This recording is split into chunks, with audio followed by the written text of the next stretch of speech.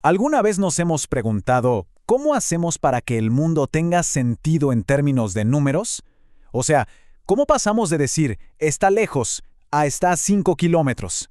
Bueno, de eso vamos a hablar hoy. Vamos a meternos de lleno en esas reglas, a veces invisibles, que usamos para medirlo absolutamente todo.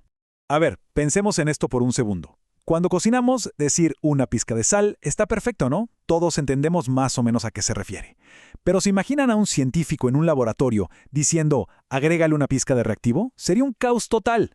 La ciencia para funcionar necesita un lenguaje que sea universal, que sea exacto. No podemos depender de la intuición de cada uno. Y es justo por eso que se necesita un sistema, uno que todos entiendan igual.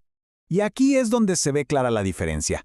Por un lado, tenemos cosas como ser amable o inteligente. Son cualidades, son descripciones súper importantes, pero no las podemos medir con una regla, ¿verdad?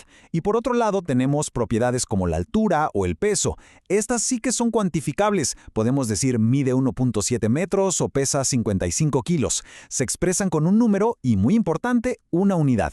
Y bueno, es en este mundo, el de lo medible, en el que nos vamos a sumergir. Ok, esta es nuestra hoja de ruta para hoy. Primero vamos a entender bien qué es una magnitud.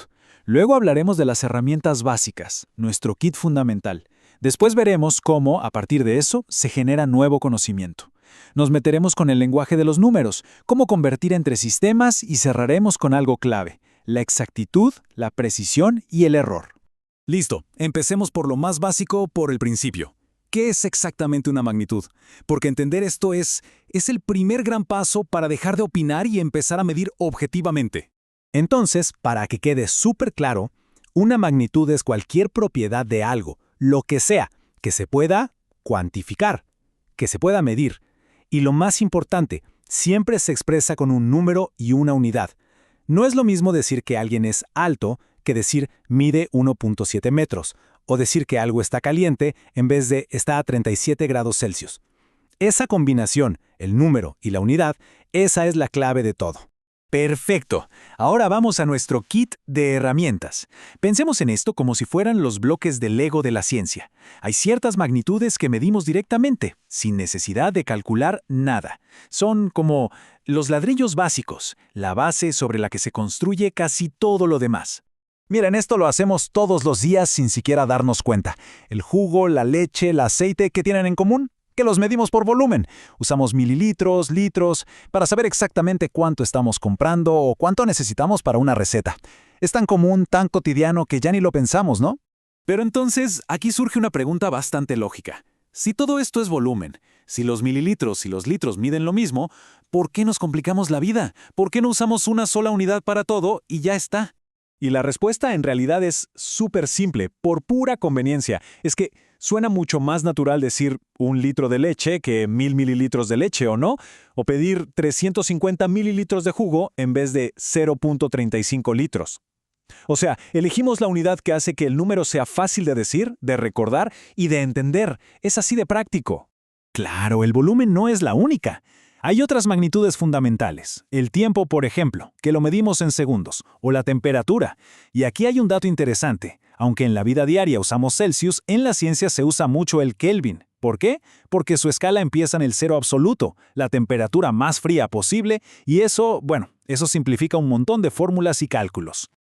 Ok, hasta ahora vimos los ladrillos básicos. Ahora viene lo interesante, donde la cosa se pone creativa. Vamos a ver cómo al combinar estas mediciones fundamentales podemos empezar a descubrir propiedades que no son tan obvias, propiedades que están como ocultas. Pensemos en el volumen de una caja, por ejemplo. No hay un cajómetro para medirlo directamente. Es lo que llamamos una magnitud derivada. ¿Qué hacemos? Súper fácil. Medimos el largo, luego el ancho y después el alto. 3 mediciones de longitud, que es una magnitud fundamental. Luego multiplicamos esos 3 números y listo.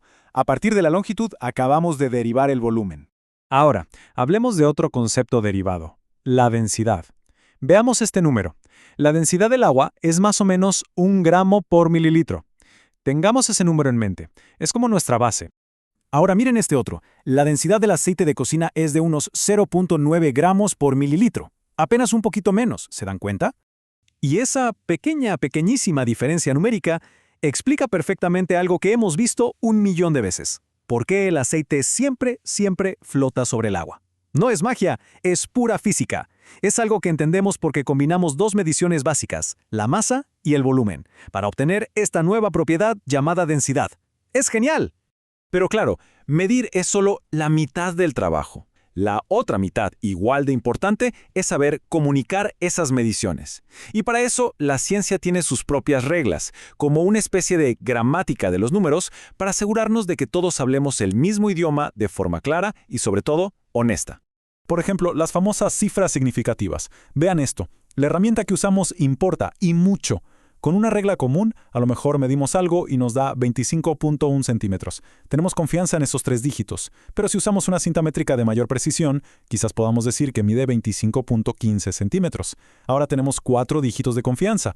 Esas cifras le están diciendo al mundo con total honestidad, hey, esta es la precisión de mi herramienta, esto es lo que sé con seguridad. ¿Y qué hacemos cuando los números se vuelven ridículamente grandes o diminutos? Bueno, para no volvernos locos escribiendo ceros, existe la notación científica. Es básicamente una forma mucho más inteligente y compacta de escribir esos números. En vez de un número larguísimo, tenemos algo mucho más manejable. Así los cálculos son más fáciles y todo se entiende mejor. Claro, no todo el mundo mide las cosas de la misma manera. Hay diferentes sistemas por todo el mundo. Y aquí es donde entra la conversión de unidades, que es como la piedra de Rosetta de la medición. Es lo que nos permite traducir entre diferentes idiomas de medidas y asegurar que un científico en Japón pueda entender perfectamente los resultados de otro en Argentina. Para evitar confusiones, la comunidad científica acordó usar un lenguaje común, el Sistema Internacional de Unidades, OSI. Entonces, lo que se hace es convertir las unidades que usamos en el día a día, como los centímetros o los grados Celsius, a sus equivalentes en este sistema estándar, como los metros y los Kelvin. Esto es fundamental, porque garantiza que no importa dónde estés, los números signifiquen exactamente lo mismo para todos. Y bueno, llegamos a la parte final, que es quizás la más sutil de todas. Hay que aceptar una verdad fundamental. Ninguna medición es perfecta, jamás. Y por eso es importantísimo entender la diferencia entre ser exacto y ser preciso, y aprender a vivir con la realidad del error. La analogía del tiro a blanco es perfecta para explicar esto. Imaginen que el centro del blanco es el valor verdadero que queremos medir. La exactitud es qué tan cerca le damos a ese centro. La precisión, por otro lado, es qué tan juntos están nuestros disparos entre sí. Como se ve en el escenario B, se puede ser súper preciso, todos los tiros juntitos, pero estar completamente lejos del centro, o sea, ser muy inexacto. El sueño de la ciencia, obviamente, es el escenario A, darle siempre al centro y con todos los tiros agrupados, alta exactitud y alta precisión. Y esto nos lleva a aceptar que absolutamente toda medición tiene un margen de error. Pero, ojo, la palabra error aquí no significa que nos equivocamos. No es un error como un fallo. Es una incertidumbre que es parte del juego. Puede ser por el tiempo que tardamos en apretar un cronómetro o porque las rayitas de la regla no son infinitamente pequeñas. El punto es que reconocer y entender ese error es lo que hace a la ciencia tan rigurosa. Y claro, esto nos podría llevar a una pregunta un poco inquietante. Si cada medición tiene un error, ¿cómo podemos estar seguros de algo? ¿Cómo puede la ciencia ser tan sólida? Y aquí está la verdadera genialidad del método científico. La meta no es eliminar el error por completo, porque es imposible. La meta es medirlo, es cuantificar la incertidumbre. Usando estadísticas, los científicos pueden decir, este es el resultado y este es nuestro grado de confianza en él. Un hallazgo científico no es solo un número, es un número acompañado de su margen de incertidumbre. Y es así, abrazando y entendiendo sus propios límites, como la ciencia avanza y construye el conocimiento tan sólido que tenemos hoy.